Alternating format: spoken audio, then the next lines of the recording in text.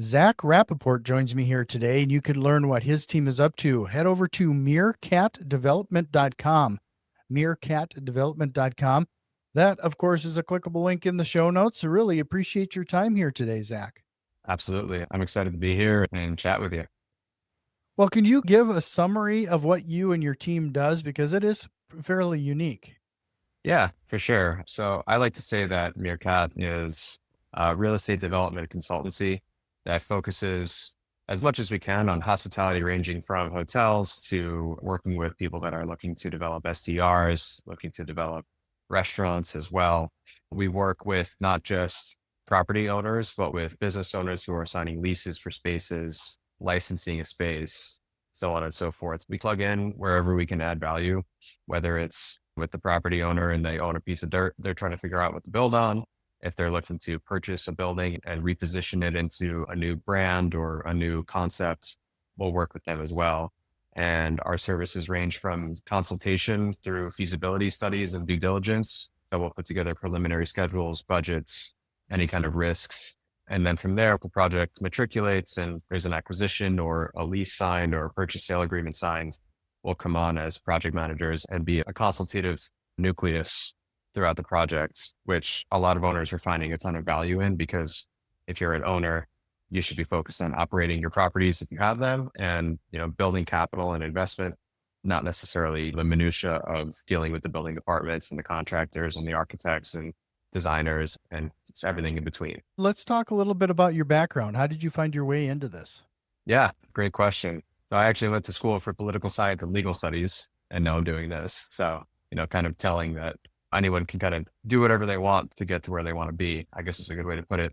When I graduated, I'm from Long Island, New York. And when I graduated, I moved back home and my father was in development and construction amongst other businesses. And he just saw that it wasn't really clicking for me. And so he suggested that I come out with him to a construction site. And in my head, I was like, this isn't really, I don't see this as a career path. This is a summer job for me when I was in high school. But I found that I had a real knack for it and a tendency to think a organizational and systematic mindset. And so I actually dove in headfirst fully to the construction industry. I was a GC for 8 years. We did everything from single family homes, multifamily renovations, restaurant build outs, commercial and industrial work, hospitality work, hotel renovations, and also some retail work. So I kind of dipped my toe in a multitude of different segments. And then from there, I actually built a cafe for a client of mine when I was a GC called Joe and the Juice, which is a Danish coffee shop based out of Copenhagen. Just through that, I met the C-suite and leadership, and they ended up wanting to take me in-house. So I went from being a contractor to managing contractors and doing in-house development management for them. I did 40 stores with them over about 2 years. So it was a pretty intense rollout. At the end of my tenure with them was when COVID hit, and I decided I wanted to go full force into doing hotels, because hotels to me are a perfect semblance of food and beverage, which I love to build. I also found I had a real knack for doing multifamily systematic rollouts, which is also hotels. So I found a nice, symbiosis in my desires there. So I was in-house as head of development for two hotel brands for about 4 years. And at the end of 2023, I decided to leave my last role, took a couple months off to figure out what came next, and decided to start my own company with all the experience that I had on the construction end, as well as on the development end. To marry those two disciplines just seemed like the right thing to do. And I just knew that there was a need for what I was contemplating as a business for the smaller folks that don't want to pay an arm and a leg, but also don't really know how to do it themselves. So that's my niche. Well, your niche is actually fairly broad in some regards. I mean, you're talking anywhere from single family homes to hotels. That's a very different products. Yeah, I would say more the niche is about who my clients are. So, there are larger firms that are able to do a multitude of rollouts for single family homes that are also able to do the 350 to 400 key institutional hotel rollouts. But I think where my niche comes in is not necessarily in the project type, but more in the people that I service and, the I guess level of establishment of the clients that I service. I do have some institutional clients as well. That's not to say that I don't, work with some larger clients, but my main goal with doing this is to ensure that, you know, the people that are just getting into it, or, you know, the groups that have big ideas, but they don't necessarily have the capital for somebody like me and my team full time in house, we can provide that kind of tertiary, a third party solution to them to make sure that capital is deployed responsibly and they could still meet their growth goals. S- You know, when you first started this role, did you find it hard to reach those companies and individuals that you were targeting, or was this like a book of business that you already had? Like, how did you build those initial relationships? Yeah, over the years, I've developed a really strong network, whether it's capital sources or contractors or landlords, building owners. Surprisingly enough, my first few clients that I took on with Mircat were entirely cold. I went out to this place called Hudson Table here in Brooklyn, where I lived. I was so impressed with the offering. It was a cooking class, and they also do kind of local Iron Chef competitions. So they'll take chefs from different restaurants that are nearby and pit them together and sell tickets for it, which I thought was really cool. And I went there and really enjoyed it. And I cold called the owner the next day. And now I'm building the next location for them in Princeton, New Jersey. To answer your question a bit more directly, I have a really strong network, and I'm now working with some of the people that were in my network before. But my first few clients were actually just from cold outreach and saying, like, hey, listen, I see that you're doing this. I saw a publication that said that you bought this building or you're looking to expand. I would love to support you in some way. Sometimes all it takes is just the ask. Yeah, I read a book a long time ago called The Aladdin Effect. Mm, It was just the simply asking the amount of residual that you're going to get back, and it yeah, could be just simply, every time, and I've tried to get into the habit of it, just simply going to a hotel and asking for an upgrade. it works. Yeah, I do just it all the just time. just making the ask, Yeah. and sometimes half the time you're not going to get it, but half the time you're going to be in a better situation. Something that my dad really imparted on me, and I'm happy that he did, is that it's no until you ask. It's automatically no until you ask. And that's a big thing. I mean, that drives most of my decisions. You know, anytime, like not even just sales, but you know, if I have to ask an architect to speed up their schedule on their plans, or if I have to ask a capital partner for another couple bucks so that we can upgrade the flooring in the guest room, it's no until you ask. So you may as well just ask.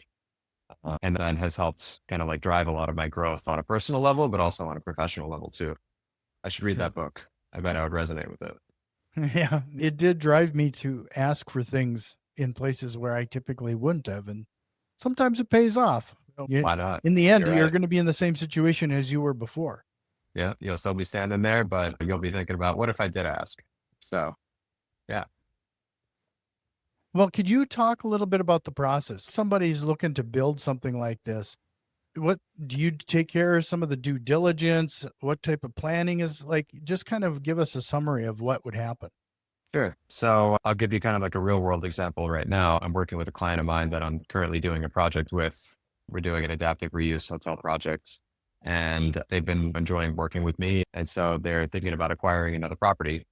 So, the first step with that would be to get me floor plans, to get me any kind of property condition assessment, anything of that nature. I call that the desktop research phase. And that's typically something that I'll do on the house just because I'm a nerd. But I'll basically give it, you know, the thumbs up or the thumbs down, like, you know, based on pictures, recent reviews, floor plans, things like that. I'll be able to then tell if the juice is worth the squeeze, even from a due diligence and feasibility standpoint, because the worst thing that Mhm. can happen is, you know, you send in a team and pay them $5,000 to $10,000 just for them to come back and say, hey, don't buy it. But if everything checks out on that, I build out a preliminary budget, very high level, typically just based on square footage. And, you know, if it's an interior renovation, I'll typically hold between 250 and 350 a foot. If it's out of ground, depending on the region, it'll probably be closer to like five to $600 a foot. And from there, typically my clients will handle the revenue projection aspect of things. I'll typically just handle more of the capital forecasting or the capital requirement forecasting, the budgeting. I am Mhm. starting to get a bit more into the revenue forecasting aspect and the full underwriting process. Um, but you know, my real strength lies in kind of like seeing what we'll actually need from a construction and furniture and soft cost for architecture and engineering standpoint. But if all of those things begin to check out internally, I'll basically set up a site visit. I'll go there either with myself or with the contractor if it's local and I have someone that I've worked with before and they can come with me.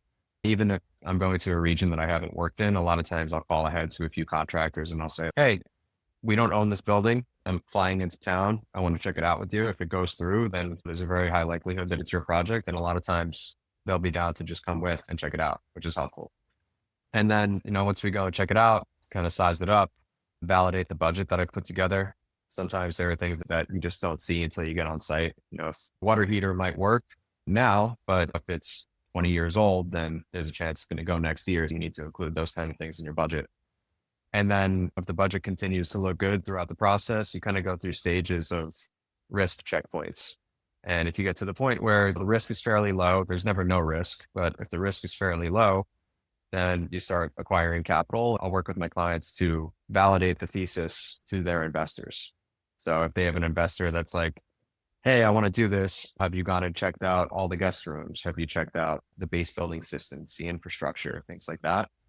I'm finding that my clients are able to lock down money sooner if my company has done a full report, if we've checked the place out, if we've validated the budget, especially with actual contractors or vendors. The accuracy begins to increase in percent and then the risk starts to decrease as well, which is the way that you want it to go before you acquire or before you sign a lease. And then once we sign a lease or we acquire the building, then it's off to the races as far as design. We'll bring in architects, interior designers, engineers, structural, if it's out of ground, and we'll start the design process. Design process can range from 2 months, if it's something super, super easy, to anywhere from 6 to 9 months, depending on the level of complication or nuance of the project. Then we'll submit those plans for permit. We'll work with the local building department to make sure all of our plans are where they want them to be. And then once we have permit, we'll get our contractor going. Somewhere in there, we'll run an RFP process for the contractor. We'll basically send them the plans. They'll review the plans. They'll come back to us with a proposal. If the proposal looks good, we typically like to get 2 to 3 proposals just so we can market test. Sometimes we don't even go to others, especially if they're within our range and our budget. Then, we don't want to waste anybody's time. Once we mobilize, it's just construction. A lot of people tend to be scared of construction or might find it super chaotic, but I think a lot of that has to do with projects that just aren't started correctly or that aren't scheduled correctly. A lot of times, if you don't have room to breathe, mistakes get made, corners get cut. People put up sheetrock on a wall where there should be a plumbing pipe because they're told to move fast. So I always like to build in some strong contingency into my schedules. And, that leaves us some room for error, which, error is not something that anyone should be scared of. It's just a natural part of the process. But I think the way that you recover from error or the way that you kind of build in that propensity for error or that buffer for error is what separates good projects from bad. And then once construction is done and we do what's called the punch list, which is basically walking around and making sure like, hey, that paint should be touched up. This tile slightly crooked. We need to regrout this. We haven't striped the parking lot yet, things like that. Once that's all done, then we're ready to operate. We open our doors and then we're in revenue and the cash register rings and everybody's happy. Yeah. Then it just simply becomes mailbox money. That's it. Yeah. In theory. In theory. In theory. Just to remind everybody, you could learn a little bit more at mircatdevelopment.com, mircatdevelopment.com. Found some value in what we're talking about. Do us a quick favor, share this with one of your investor friends. And if you're watching us on YouTube, give us a quick like and subscribe. Appreciate So that. it sounds like most of what you're doing then is fair to say that you're focused on existing buildings and revitalizing them. Yeah, I would say that that's more a function of, I've done out of ground work in my career. And I don't shy away from it. I think that as it stands right now, it's a little bit difficult financially to buy a piece of land, to engineer your out of ground work, to do what's called entitlements, which is effectively getting it zoned to where you want it to be. And then the construction cost alone for steel and for concrete is quite high right now, just as a commodity. And I don't think it's going to be coming down. So I've kind of shifted my practice into focusing more on doing interior renovations, doing what I call adaptive reuse, or what's called adaptive reuse. It's not just me, it's industry terms. And adaptive reuse is basically taking an existing structure that was built for a purpose other than what you're going to be converting it into. For example, the project that I'm doing with the client that I mentioned before, it's an adaptive reuse hotel. It's a 51,000 square foot commercially zoned building that was originally built in 1916 as a carpet manufacturing facility. And we're turning it into a 44 key boutique hotel with a cafe and a bar. So those are the kind of things that really interest me. The cool thing about doing things like that is that oftentimes you're able to get tax credits from the state and also from the National Park Service. They actually offer a really cool program in which if you're revitalizing existing buildings that are falling into disrepair, you can oftentimes get a rebate or get some funds to offset the cost of bringing those buildings back to life and breathing new life into them. So I've found that oftentimes that's really the only way that a lot of these deals can actually make sense and be feasible. And it's more on the personal slash romantic side of what I do. I really like these older buildings and the way that they're structured and their original designs. And there's a passion that I have for bringing these buildings back to life as they were. This building is in Cincinnati and it's right downtown. And if you walk by, it looks like it's about to fall down. I mean, it's not going to, but if you walk by, it's just totally fallen into disrepair. And you can imagine what it looked like in its former glory. And now I get an opportunity to actually do that. And so there's something really amazing about that, even just past the fees that my company is getting for managing that project and developing that project. There's something a little bit extra to it that makes it more enjoyable. Yeah, it's almost a little trendy. I've seen quite a few developments like what you're suggesting there here locally, where they've converted. At one point it was a large milk facility that they converted into senior living. There you go. Just different Yeah. things. It was kind of interesting what can be accomplished. It does bring me to questions. You mentioned COVID and a few other things earlier. In my market, we're seeing quite a bit of commercial office space, retail space still vacant, and I just Yeah. don't actually see it bouncing back. Have you seen any transformations regarding some of those type of properties? It's a good question. I think we're in an interesting period right now. Where I live here in New York, there's a lot more vacancy than I have seen for most of my life. That's a strange combination, in my opinion, of just the cost of rent. A lot of times these landlords are either, if they own many buildings, which most of them own more than one building, they're looking at these vacancies as almost tax offset until they can find someone who can actually pay the rent that they're requesting or what they're considering to be market rent. So it's a little strange of a formula, but to the layperson or someone who's just walking around the city, they're like, wow, what's with all the empty storefronts? And I think that the real reason why is because a lot of these landlords that own large portfolios aren't worried about the ground floor retail of 123 Main Street. They're more worried about the 1,000 multifamily units that they own that are at 100% occupancy, that are generating a ton of revenue on a yearly basis. I will say that just over the last year or so, there has been a bit more action on the retail leasing space or in the retail leasing arena, I should say. I'm currently building 1, 2, 3 restaurants in the New York area, New York, New Jersey area, in areas that were previously vacant. So I think that it's not completely grind to a halt. I do think that there are some people that are getting out there and taking on some risks through leases and through build outs. And, I want to be there to help them do it because it's a high risk procedure. If you haven't done it, it's high reward if you do it right. So, going to change the subject on you slightly. Look to be a fairly young guy, to be direct. And when it comes Thanks. to real estate and investing, it seems like we're kind of stuck in, like, we don't adopt new technology and processes as quickly. I was wondering if you have seen anything or leveraging anything that we should be aware of that maybe we're missing right now. Yeah, it's a great question. I'm currently in the process of doing some exploration and I've made friends with the owners of 2 companies that I'm beginning to explore partnerships with. One is called Sites, SYTES. And that's a really good forum for landlords who are looking to lease retail space, for agents who are looking to find space for their tenants, and also for tenants if they have real estate folks that are on their team that are looking for spaces for their concept. So I have not used it personally. I have some tools that I use personally that I'll chat about too, but they come to mind first as someone who's doing something really cool in the space. Another friend of mine is building a company called Pillar, and Pillar is a really good resource for developers who are looking for basically soil. It's a good database that cuts through most of the noise that you'll see on a LoopNet or another website that's more of a listing aggregation. And I can give you links to both of those as well.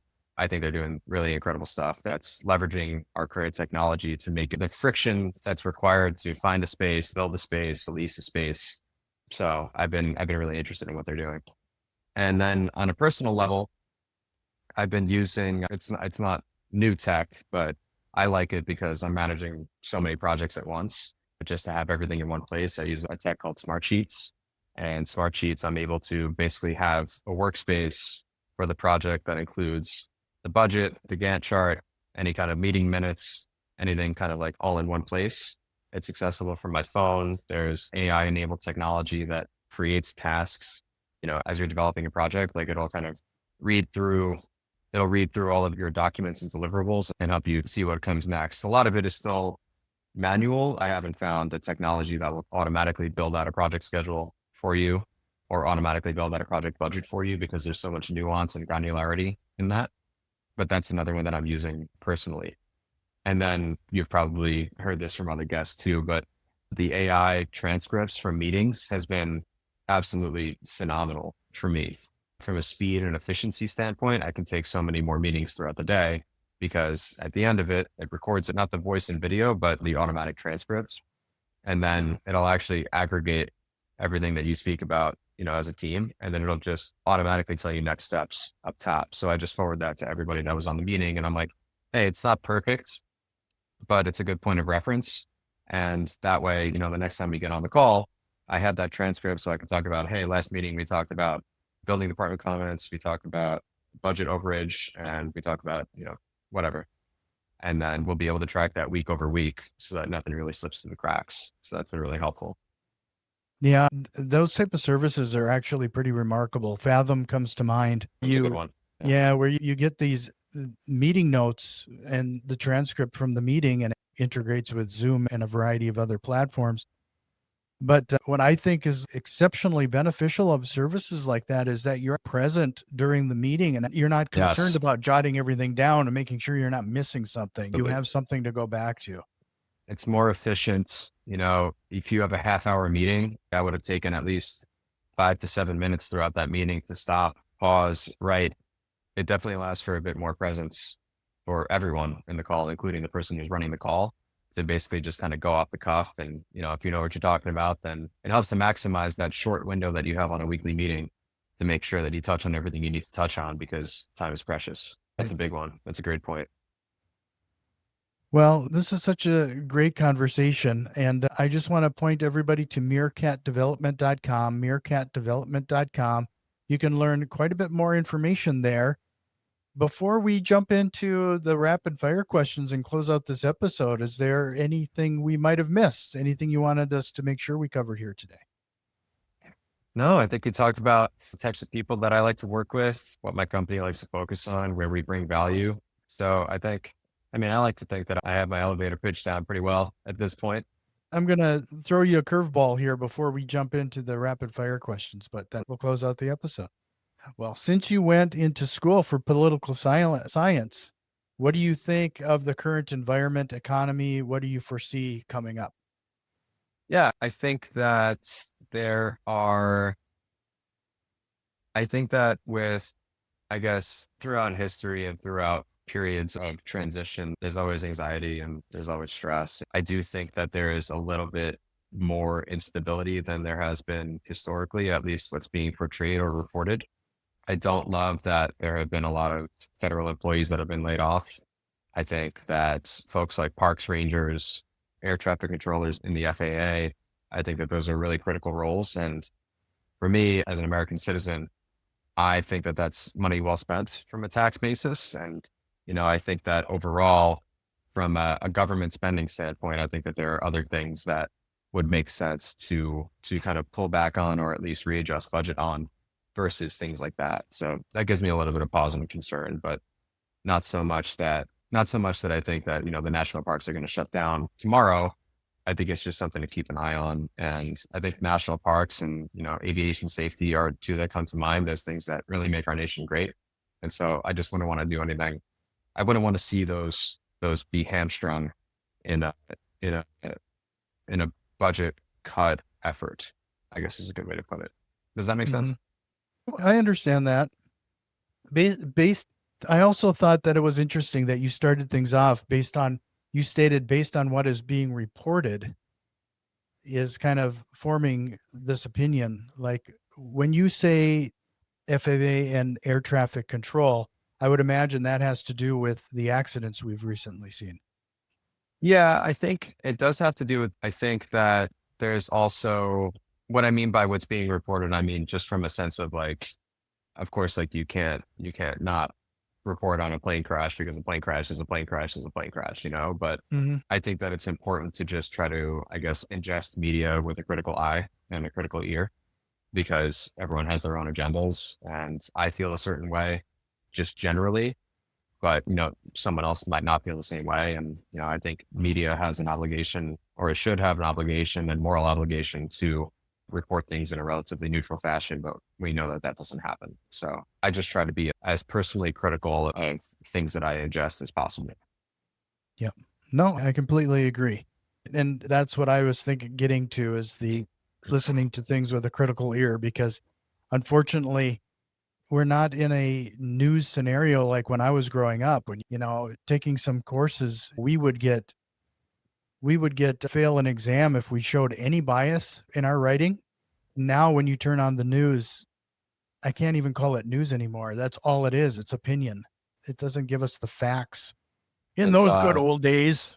yeah, I mean I think we really took a turn when I think it was Fox News was reclassified as entertainment. There was like some kind of lawsuit. I feel like I remember with like Tucker Carlson or one of those talking heads, and the court basically ruled in favor of Fox because they said that it was entertainment. But I think that people are seeing these things as objective bastions of truth and unbiased. But clearly there's bias, and clearly it's more on the entertainment. Curious to see where it all goes. Well, if you're ready, we'll jump into the rapid fire questions and close out this episode. You ready? First, what lie do real estate investors often tell themselves? I don't need contingency. There's no need for surplus. That's the biggest lie for sure. You always need contingency. I always hold contingency, even if I have it so dialed in that I don't think I need it. I still need it. You never know what's going to come up. So always have contingency. Don't lie to yourself. If you could go back in time and give your younger self a piece of advice, what would it be? This is a good one too. I think probably invest in the FANG stocks a little earlier. I don't feel like I totally missed the boat, but if I were to go back, I would definitely invest a bit more money in, Facebook, Apple, Netflix, and Google. Historically, they've done so well. So that would be a good move. Do you have a book recommendation? I'm actually currently reading an interesting book called Salt, and it's a history book, nonfiction that dives into how a lot of the world's history was changed by salt, like table salt, because back in the day, it was only seen as being able to be mined. There were full wars that were fought over salt. And that's actually where the word salary comes from, because mercenaries were paid by kings and ruling provincial leaders in salt. So that was your salary. So Hmm. interesting. Monetary value. Like you're taking salt and then all of a sudden it becomes prevalent Yeah. for everyone and like there's no Yeah. value. Exactly. And then lastly, what single strategy or tool have you implemented that has had the biggest time saving impact in it? You could possibly be smart sheets by the sound of it, for the sounds of it earlier. Yeah, I think over time, I've started to develop my ideal project management tech stack, and that includes Smartsheets. I use Google Drive, and I feel like I know Google Drive like the back of my hand now. I have a desktop plugin for it. And then I also really like using Asana. Asana is a super powerful tool for task tracking and to-do lists. And you can get even further into it and build out Gantt charts. I don't go that deep, but it's a good one. Saves a lot of time, and not just saves time, but it also saves me from anything falling through the cracks because there's so much granular detail that goes into these projects. You need to be able to track it really well. Yeah, Asana is one of those interesting tools. I frequently will run into contractors who actually use it. So when I, maintenance on a property, I can just create an Asana task and assign that contractor, and they can work and we can exchange notes and stuff, talk about things right in there. So it's almost gotten to that point of the Yeah, tipping point where it's just, it's it's super versatile as a tool. There's software companies that use it when they're developing apps, and then, like you said, there's building managers. I use it for construction projects and development projects, so it runs the gamut. I think it's a great, super powerful kind of plug and play, interchangeable tool. well, Zach, really appreciate your time. This was a great conversation. Again, it's Yeah, meerkatdevelopment.com, meerkatdevelopment.com. That's going to be a clickable link in the show notes. Really appreciate the value you brought today, and I hope you'll consider coming back sometime. this is great. And Jack, thanks for having me. I appreciate it.